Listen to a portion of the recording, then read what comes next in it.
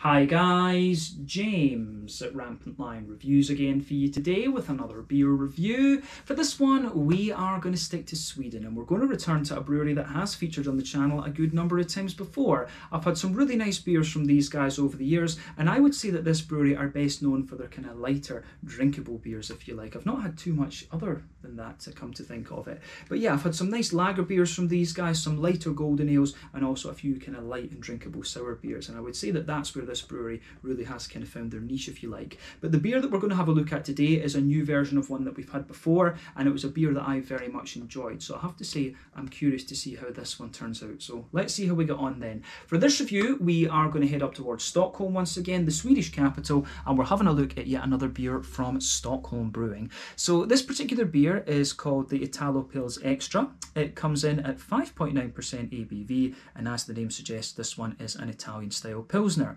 So this beer was released as part of the local Småskaligt assortment through Systembolaget here in Sweden for May of 2021, and I think it was actually about a year ago that the original Italo Pils was released, and that one was only 5.2%. This beer apparently has a little bit more sapphire hop in it. So yeah, very curious to see how it turns out. Hopefully it's another interesting beer, and I hope that you guys enjoy my take on this one. So yeah, let's see.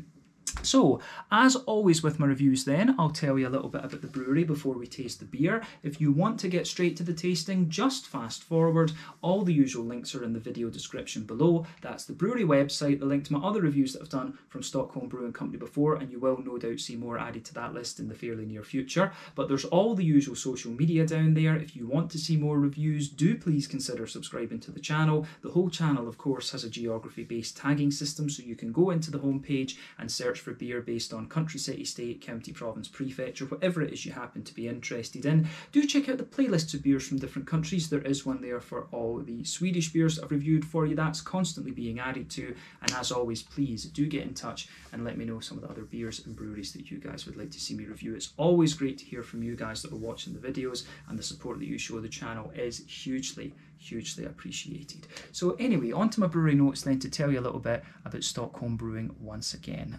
There we go.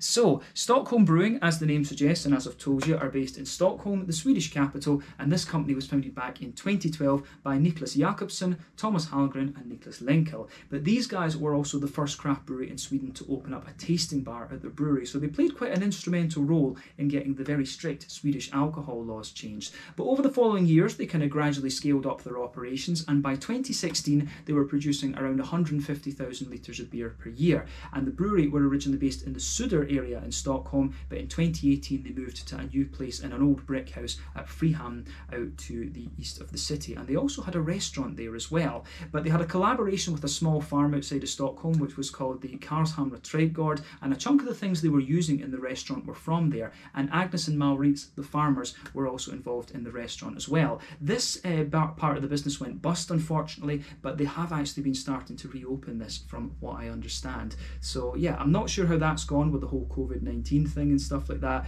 I'll need to talk to Ollie from the brewery and see about that actually. But the current brewer at Stockholm Brewing is Michael Alin Vigart, and he's assisted by Albin and Max. But they also have Sweden's first commercial cool ship, so many more sour beers to come from these guys. Like I said, these guys are known mainly for their kind of lighter sessionable beers, the lagers, the golden ales, and a few of the kind of lighter golden sour type things. But they also invested in 2 fodders in 2019, and then in 2020 they invested in a new 2,000 litre brew kit, which took their capacity up considerably to around 300,000 litres of beer per year. They were also affiliated with Wine Trade, which was a company run by Ollie Bartlett, but he's now involved at the brewery full-time from what I understand, and managing the brewery itself and the overall company. But yeah, he's a very nice guy. He's usually in contact with me after I publish a new Stockholm Brewing Company beer to you know, keep me up to date with all the information and things that is going on with the brewery. So yeah, pretty cool actually. Very nice guy, and hopefully I can actually meet him in person at some stage. But as of May 2021, when I'm filming this review for you, Stockholm Brewing Company have produced around 190 different kinds of beer, and like I said, I would say they're mainly known for, you know, the kind of sort of lighter drinkable sours. There are a few fruity sours actually making their way out now from what I understand. They've got some lager beers and also golden ales and things like that. And last month we had a couple of New England IPAs from them as well, which were quite interesting, and they maintained that sort of slightly farmhousey vibe that you often get from the Stockholm Brewing Company beers. But yeah, that's all I can really tell you about Stockholm Brewing Company for the moment. If you want to learn more about these guys, you can check out the brewery website, you can follow them on Facebook and Instagram to keep up to date with all the latest goings on, and you can of course check out the Rate Beer, Untappd and Beer Advocate pages to learn a little bit more about all those different beers that they've done. So yeah, let's get on and actually have a taste of this beer itself then. So I'll just let you have a little look at the artwork on this one before we open it up. So as you can see, with the name Italo Pils, it does have the Italian colours on it, which you would kind of expect.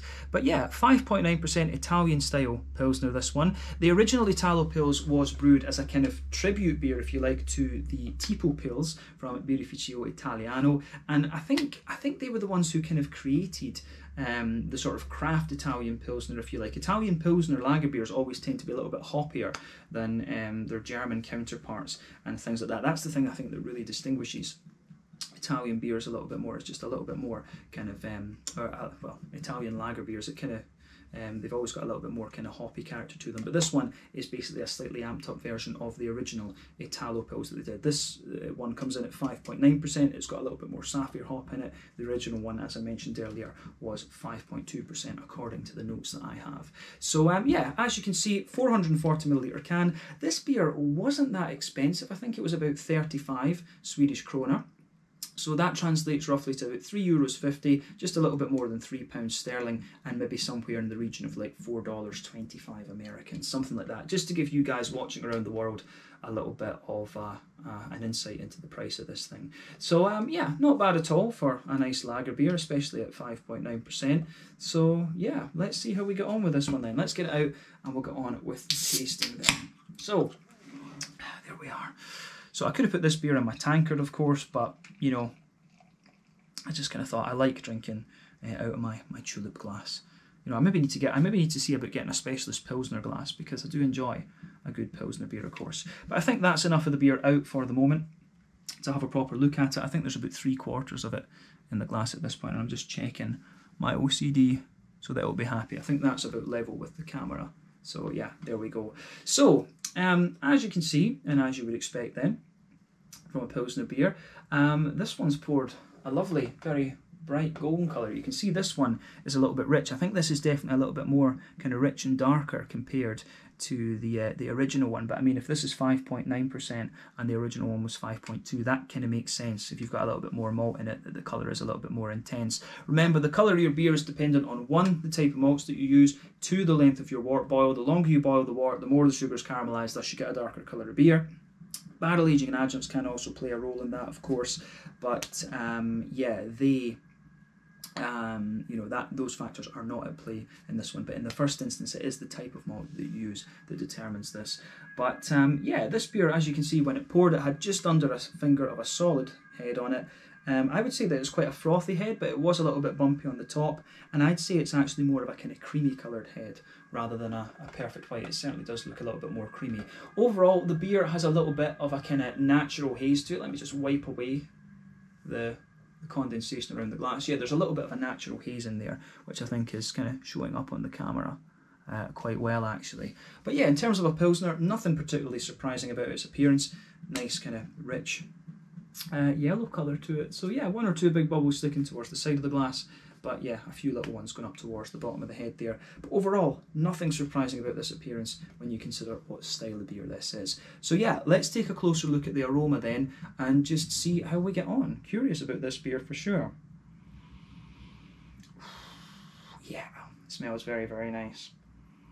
So yeah, this beer, you know, as you always get, I've always found that the Stockholm Brewing Company beers always have a little bit of a kind of slightly farmhousey type vibe to them. You always get a little bit of a kind of crackeriness to the malt, and you always just get a little bit of that kind of slightly kind of almost like flowery, kind of airy, yeasty character out of these beers. It doesn't really matter what style it is. I just find you always get this with the Stockholm Brewing Company beers. I think they've got a bunch of their own house yeasts and stuff like this, and I think the grains that they use as well come from a specific place. I'm sure Ollie told me that at one point, that the grains are taken from a kind of specific place.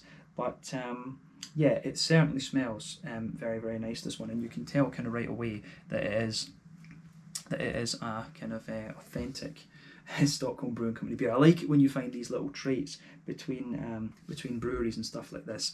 But yeah, you could tell straight away this one is a Stockholm Brewing Company beer. So let's try and break down the aroma of this one for you a little bit then and see how we go. But it smells like a slightly farmhousey, just nice kind of lager pilsner beer. It smells a little bit like a Keller beer actually. In fairness, that's probably a good thing to compare this one to. It's like a Keller Pils, actually. So, yeah, straight away with this beer then, you'll get that nice sort of cream crackery sort of backbone to it. You can smell that out of the beer straight away. On top of that, you do get a little bit more of a kind of nice sort of soft white bready character in there. There's a wee touch of bread crust as well, I would add. But yeah, you can smell that it's definitely Pilsner malt in this one, because you do get a wee bit of that kind of concentrated sort of McVitie's digestive biscuity note. You do get a wee bit of that biscuity brown sugar right in the kind of centre of the nose there, which I can certainly appreciate.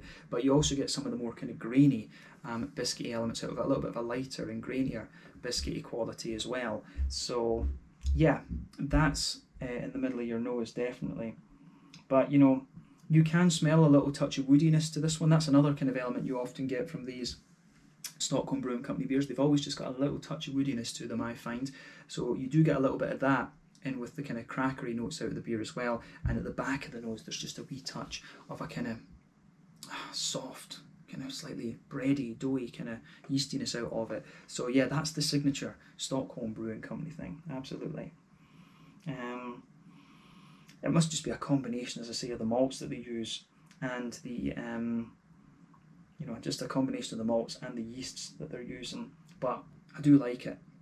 It's something that's really grown on me with this brewery over the kind of years, because when I first tried it, I remember thinking it was like organic grains. And this, I first encountered those in Germany from one of the breweries in Heidelberg, and I wasn't that keen on them, in fairness. But since, you know, I've had these Stockholm Brewing Company beers, they have kind of grown on me a little bit. And I think Stockholm Brewing Company over time have kind of refined what they're doing as well. So the beers have gotten better and better, absolutely. But yeah, the backbone of this one, the malty backbone, it's got a nice kind of smoothness to it. You can feel it's a little bit thicker, I think, than a sort of regular Pilsner, if you like. So, and that would just be the slightly higher alcohol, because normally a Pils would be, you know, somewhere between like 4.2 or something like this, and about maybe 5.2, something like that. So this one is, as I say, a little bit at the heavy end of the alcohol scale for a Pilsner generally. So you can smell that it's a little bit more malty, but it's got all the elements you would expect. And the brown sugars, I would say, are a wee bit kind of, the sort of biscuity malts are a little bit rounder, if you like. They're not quite as crisp compared to some of the other Pilsners that you're going to come across. So yeah, that indicates a little bit of a heavier malt character, I would say. But yeah, malty backbone of this beer is kind of in tune with what you would expect from the style, let's say that. But on the hoppy side of things, again, it's got what you would expect. It's got that typical German kind of noble note to it. Sapphire, of course, is actually quite a low alpha acid hop. I think it comes in usually between 2 and about 5%, so it's even lower than the kind of regular Hallertausen Tettnangers, which come in at like 4%, usually 4 to 4.5%, if I remember rightly. So Sapphire is quite a low alpha acid one actually, but I think it's got a slightly higher beta acid quality to it, which means the bitterness lasts longer. But yeah, you get a little bit of that smooth earthiness that you expect. You've got a nice bright floral character in there, and the grassiness, I would say, comes across as quite fresh. This beer does smell as if it's pretty fresh off the line actually. So yeah, it suits, it does kind of suit. And as I say, that slightly more prominent green character that you get out of this one is sort of you know, a benchmark, if you like, as a sort of trait of the kind of Italian Pilsner, just a slightly more hoppy Pilsner beer actually. But yeah, the Sapphire, I always remember the Sapphire kind of gives you a slightly more pungent grassiness, and you certainly get that out of this beer for sure. So yeah, it's got that typical German noble brightness to it, but a little bit more pungent grassiness, and that's the trait of the Sapphire hop. On the fruity side of things then, just to round off the aroma, you know, it's kind of typical. It's got the grassy notes to it. There's a little bit of a sort of apple-y note to this one. I wouldn't say this one's got so much pear. Quite often with these beers you will get a little bit of a pear, but I'd say this one is mainly a kind of grassy, slightly lemony note to it, but mainly kind of a sort of spicy apple almost. And I think it's the kind of prominence of the grass that gives you a little bit of that kind of spicy element to it, maybe even a teeny hint of like gooseberry or something underneath. But yeah, I think the freshness of the grass really dominates and sort of suppresses a little bit of the fruity notes that you might otherwise get out of this beer. But yeah, the aroma of this one is pretty nice actually. So it's very much an Italian style Pilsner, but with a, you know, basically with the kind of Stockholm Brewing Company signature elements on top of it. There, let's get the rest of the beer in the glass. I'll fix this so that my OCD is happy, and there we go. But it's about time that we have a taste of this one. So as I always say, take a bit of time to enjoy the aroma of the beer before you get stuck into it. But we're going to have a go at this now. So this one is the Italo Pils Extra, coming in at 5.9% ABV from Stockholm Brewing Company in Stockholm here in Sweden. A new version of their original Italo Pils, a tribute to the Tipo Pils, of course, from Birrificio Italiano down in Italy. Let's get stuck in. Slangia, skål, cheers, and salute. Here we go.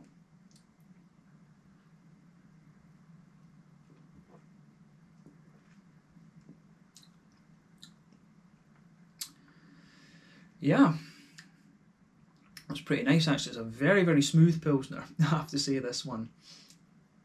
But I think the hoppiness comes out a wee bit later on. But first impression of this is it's very, very smooth.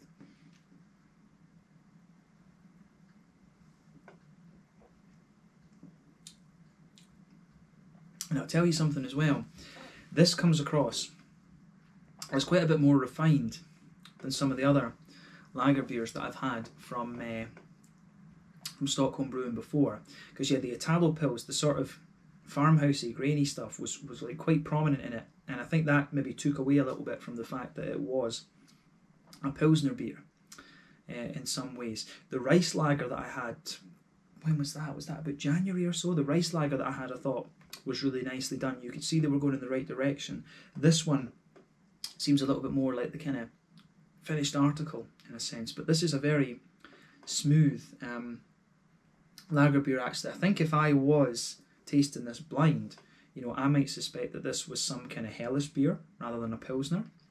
So it doesn't quite have the sort of malty crispness that you might expect, and it's not quite as hoppy and bitter in a sense as you might expect from an Italian Pilsner. It really does come across as a little bit more sort of Helles-like in this, but if you consider it as a general lager beer, then it works. And remember, the definition of a lager beer is, you know, bottom fermenting yeast, cold temperature fermentation, 8 to 12 degrees.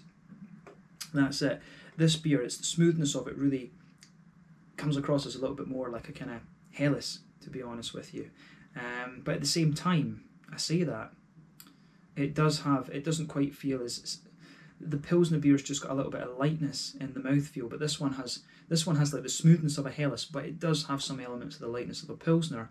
So it's very interesting, this one. But you know, when beers are brewed by different breweries, they're always going to put their own spin on them. So maybe it's me thinking a little bit too much about exactly what's going on in this beer. The main question should be, is it a nice beer? And yes, definitely. And our Stockholm Brewing Company doing better lagers each time? I think so, definitely. So thumbs up to them for this. That's what we have to say about this beer actually. So I certainly wouldn't hesitate to drink that again. Absolutely. I'd love to try on tap actually and see what it's like on in the kegs. But yeah, this is a solid lager beer, this one. It's got the drinkability and it's got a really nice kind of smoothness to it. But yeah, maybe it needs just a little touch more bitterness if it's going to be an Italian Pils actually. But the smoothness that they've got in this one and the sort of cleanliness to the mouthfeel is very good. That's my first impression of this one. So let's kind of break the flavour down for you a little bit and give you a wee bit more of a kind of detailed thing.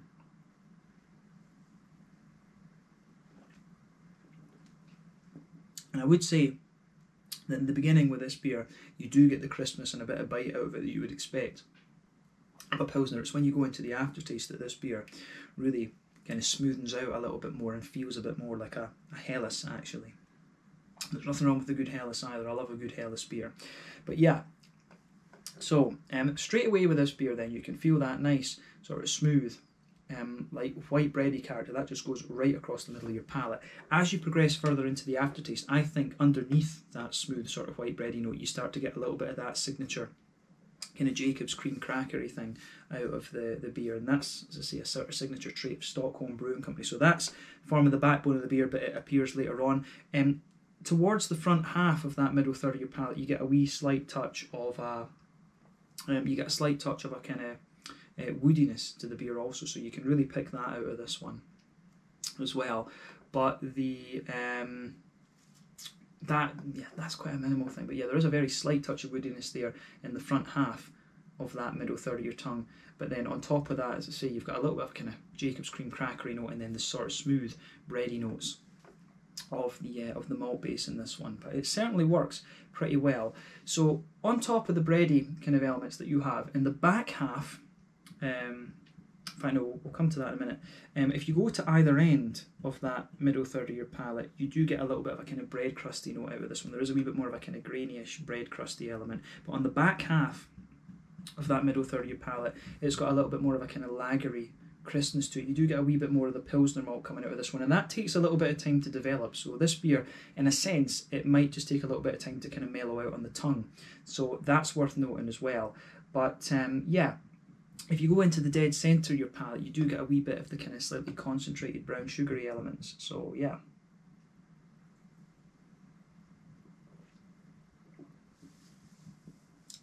So yeah, there is a nice wee bit of sweetness out of this beer. So in the middle of the palate, which is sort of sweeter, you do get a little bit of that more kind of concentrated McVitie's digestive biscuit sort of thing there, but it almost does come across a wee bit more smooth in a sense. You do get a little bit of a kind of nice brown sugary element there, but as you move further out across towards the edges of the palate there, it's got a nice little bit of a kind of biscuity element to it. As I say, you get a little bit more of that kind of grainy McVitie's digestive sort of thing. But I think that summary we've given of the middle third of your palate, that sums the middle third of your palate up quite nicely, and that I think is the most complex part of the beer. These beers, of course, are not like the barley wines and the imperial stouts and the scotch ales and stuff. These things are designed for drinkability, and it gives you that, but it does have a nice little layer to it. It's got a nice kind of layered feel to it, which I certainly like. Getting old, fingers cracking. But yeah, on that border region between middle third and back third of your palate, then you can feel a little bit of a kind of bready build-up sort of thing, which again you get a wee bit of a kind of graininess in there. You get a little bit of the bread crusty element. Back third of your palate, you can feel that the back third of your palate is distinctly more kind of grainy in the base than it's just distinctly more kind of grainy in the base. There, which is good. But sitting on top of that, you get a wee touch of a kind of yeasty element, which I can certainly enjoy. But yeah.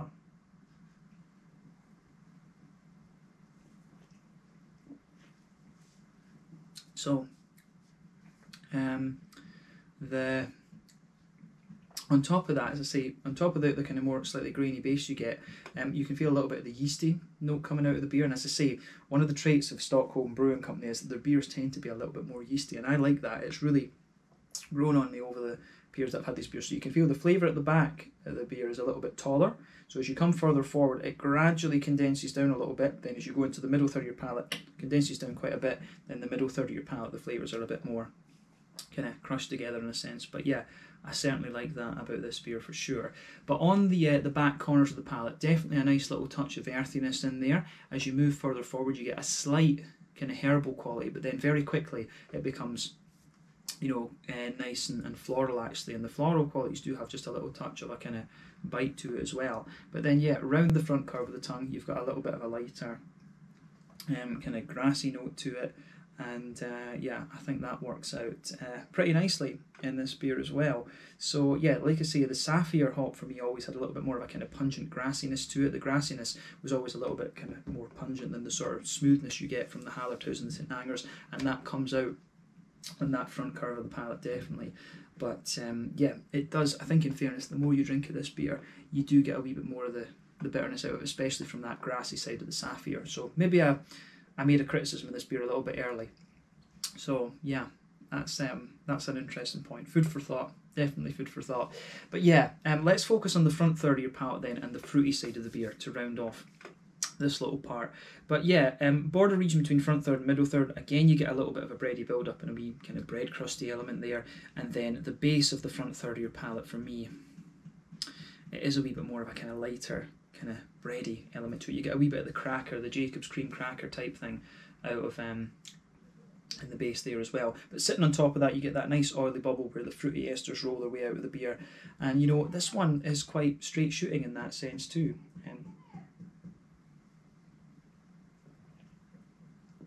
So yeah, for me, I do actually get, towards the back of the palate, there is a wee touch, there's a teeny little bit of an almost, it's got, on the front half of that front third of your palate, there's a slightly oily kind of gooseberry note there. I get a wee touch of a spicy apple just behind the kind of front tip of the tongue, actually, before you go into the grassy esters. And there's something else in there that I just can't quite place. As I say, it's got this oily gooseberry note that sits underneath, and in fairness, that does spread back into the back half of that front third of your tongue as well. So it's quite, for me, this beer's got quite a little bit of a gooseberry-ish type note to it, and then a little bit more of a slightly limey note to it as well. It's got a little bit of a more kind of limey element, and yeah, I certainly like how that side of the beer goes together.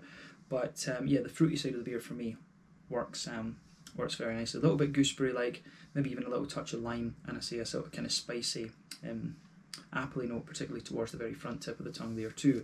But overall, in terms of flavour profile, this beer goes together very well, and stylistically, pardon me, like I say, you get a bit more of a kind of bite off the hops the further into the aftertaste that you go. So I guess in a way it has a bit of a it certainly has a bit of German Helles quality to it. I'm in no doubt about that, and maybe a bit more like a Dortmunder Helles. It's not quite as bready in a sense as the kind of Munich Helles would be. The Dortmunder Helles was always a little bit more hoppy. So yeah, it's got a little bit of Dortmunder Helles quality to it, but the bite you get off the hops at the end is a bit more Italian Pilsner-like in a sense. So yeah, that would be an interesting side-by-side tasting actually. Dortmunder Helles versus an Italian Pils, Tipo Pils against you know, DAB or something like this.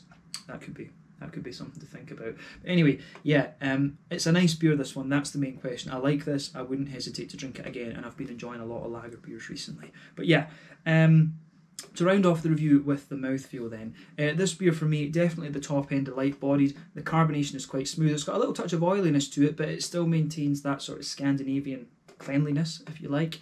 So yeah, it's got what you would want from this style, absolutely.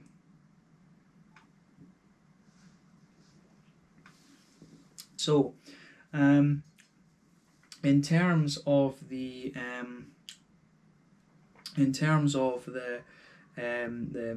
of malty side of the beer, like I say, it's quite smooth. It's got a bit of a kind of crackery, grainy sort of thing underneath. So there's a bit of dryness, a bit of smoothness, and a bit of sweetness out of the malt base. It's got a nice sort of balance to it. In terms of the hoppy bitterness, this beer isn't going to blow the head off you. I think this is maybe about 20 IBUs, but in fairness, I think it builds up a little bit later on. It could be pushing 30 the further you go into the aftertaste, but I think that takes a wee bit of time to come out, and it does have a bit of a crisp bite in the beginning, but the fruits for me are kind of more wet rather than being madly oily and things.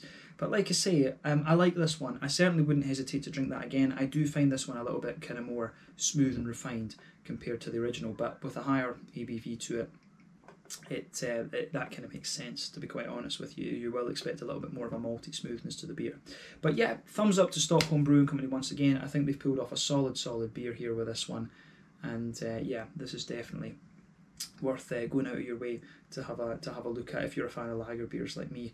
So yeah, let's leave it there. Once again, thank you for watching my beer reviews. Let me know your own thoughts on this beer in the comment section, but let me know what your favourite beers are from Stockholm Brewing Company as well, particularly the sours. I feel that I need to review another sour from these guys at some point soon, but you know, the sours are a little bit expensive to buy them all, so let me know which ones I should be taking a look at actually, and I will see about reviewing a sour beer from these guys. Potentially after the summer. I'll try and make my next review from Stockholm Brewing Company a sour beer. But yeah, this one was the Italo Pils Extra, a 5.9% Italian style Pilsner from Stockholm Brewing Company in Stockholm here in Sweden. Lovely beer. This one takes a little bit of time to evolve, but it has a lovely drinkability to it, this, and that's the signature, along with the sort of farmhousey side of thing from Stockholm Brewing Company for me. Thank you again for watching. Check out some of my other reviews, and I'll see you guys very, very soon. Slange, skull, cheers, and salute.